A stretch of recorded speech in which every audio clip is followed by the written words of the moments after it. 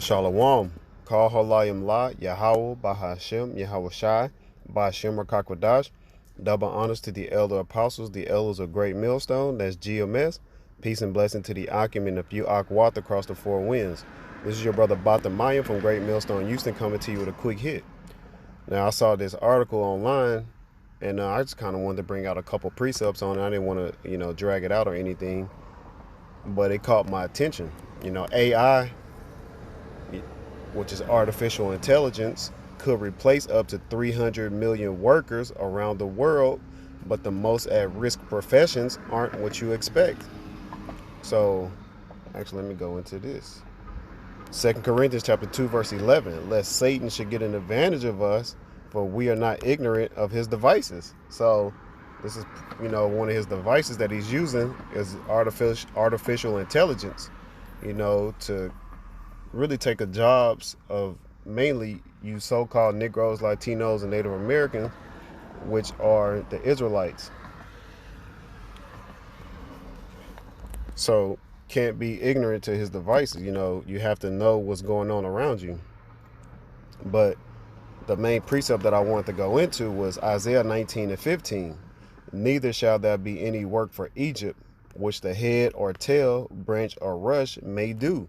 So this is the modern day Egypt. When you go into Revelation 11:8, Babylon the Great, or the daughter of Babylon, this place here is, also spiritually called Sodom and Egypt.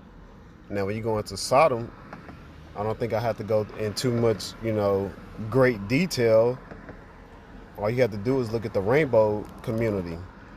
But this is also Egypt, where we are yet this day in our captivity. It was just that Baruch 3:8.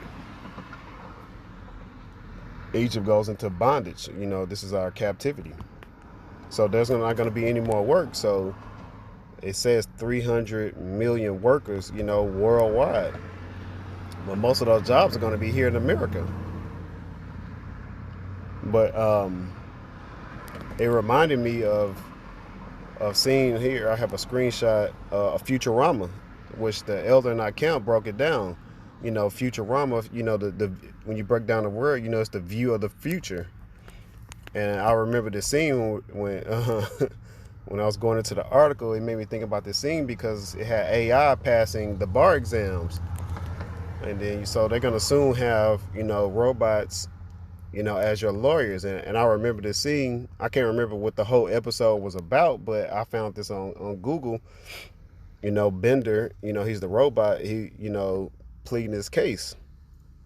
But it was just funny as hell. But it just goes to show you that Esau Edom, does this predictive programming.